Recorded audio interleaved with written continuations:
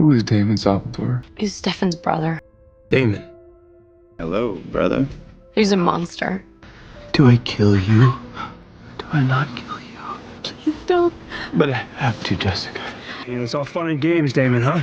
But wherever you go, people die. Looks given. Some girls just can't resist my good looks, my style, and my charm, and my unflinching ability to listen to Taylor Swift. If you want to see me naked, all I have to do is ask. I like being the eternal stud. Came to me in a dream. I was naked. You would have loved it. You staying for the show, or you're dead, dude. Oh yeah.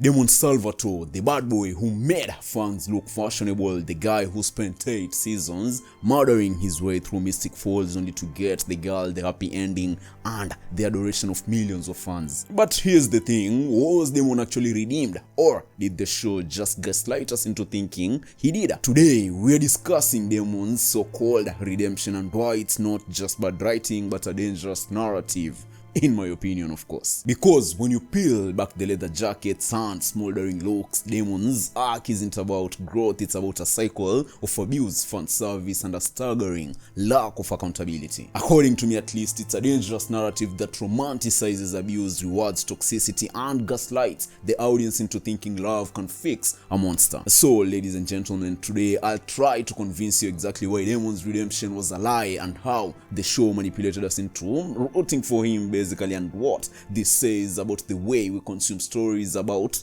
bad boys in general. First, let's talk about what redemption actually means in storytelling.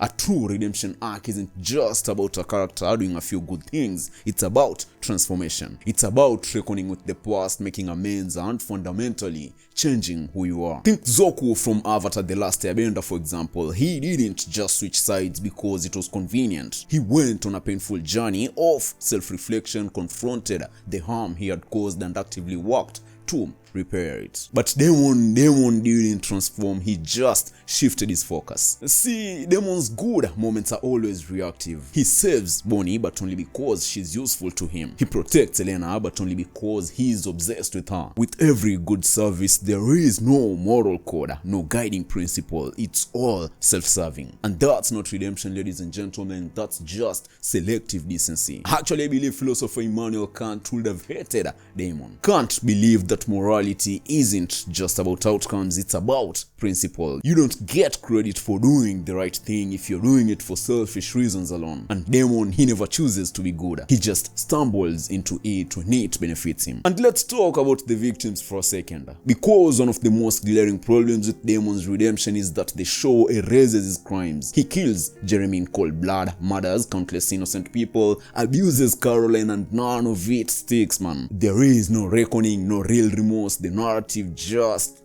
basically moves on. It's like the writers wanted us to forget, and that's not how redemption works, ladies and gentlemen. You don't get to skip the atonement part of the journey and still call yourself redeemed. But the most disturbing part of Damon's story isn't just that he never truly changes. It's that the show romanticizes his toxicity. And nowhere is this more obvious than in his relationship with Elena. Because let's be real, Damon and Elena's love story is textbook abusive. But the Vampire Diaries frames it as an epic, passionate, and ultimately redemptive love story, and that's messed up, in my opinion at least. Take the Cyborn, for example. The show literally had to invent a supernatural excuse for Elena's feelings because even the writers knew there was no organic way to justify her falling for the guy who basically killed her brother. And even with the new storyline, that wasn't romance, that was coercion. Imagine if the Twilight revealed Bella was chemically compelled to love Edward. We'd call that horrifying, but because Damon is charming and hot, the show gets away with it. And let's talk about the cycle of abuse, ladies and gentlemen. Damon hurts Elena or someone she loves, then love bombs her, then does it all over again. He basically kills Jeremy, as we said, then compels her to forget. He snaps her brother's neck, then plays the wounded puppy when she's angry, rightfully so. This isn't love, ladies and gentlemen, it's trauma bonding at the very least. And the fact that the show frames it as passionate and epic sends a terrible message to audiences that toxicity is romantic if the guy is hot enough. And here's the thing, man, this isn't just the Vampire Diaries problem, it's a cultural problem. From Twilight to You, we are constantly sold the idea that love can fix a monster, but that's not how real life works. And it's certainly not how redemption works.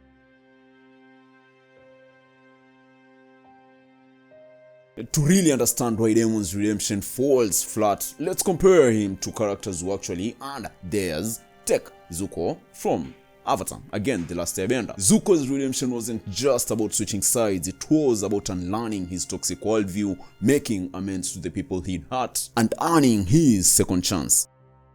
Or take Spike from Buffy the Vampire Slayer as an example, a character who chose to get his soul back because he wanted to suffer for his crimes. That's what redemption looks like, because it's messy, it's painful, and it doesn't guarantee a happy ending. The enemies that you have made every single day of your miserable life, what results did you expect? That your child will be born into a happy life? That the mother would be alive to know her daughter? That we could live and thrive as some sort of family? That was your fantasy, brother, not mine.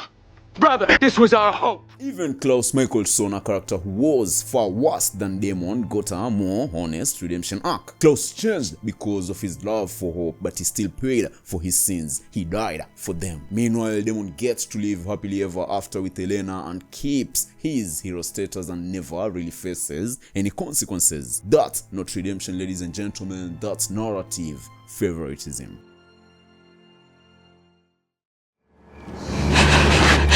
You did this. This is your fault. You confuse me for someone with remorse.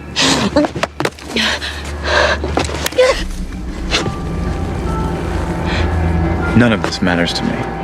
None of it. People die around you. How could it not matter?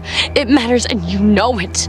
So why does any of this matter? Because stories shape how we see the world. When you're told over and over again that love can fix a monster, that abuse is just passion, it normalizes those ideas in real life. And in my opinion, that's dangerous. It's dangerous to teach audiences that toxicity is romantic if the guy is charming enough. It's dangerous to suggest that victims should forgive their abusers because they've changed even when they haven't. Which I basically believe is the message at the end of the day of the Vampire Diaries. And let's be clear, ladies and gentlemen, this isn't about hating Damon Salvatore, it's about critical thinking. It's about asking why we're so quick to forgive male characters who do terrible things and why we expect female characters to fix them. It's about recognizing that the Vampire Diaries had a responsibility to handle Damon's arc with more nuance, and it failed, man. Mason Lockwood. Oh, sure. Hey, Damon Salvatore. I know. Heard great things about you. Really? That's weird. 'Cause I'm a dick.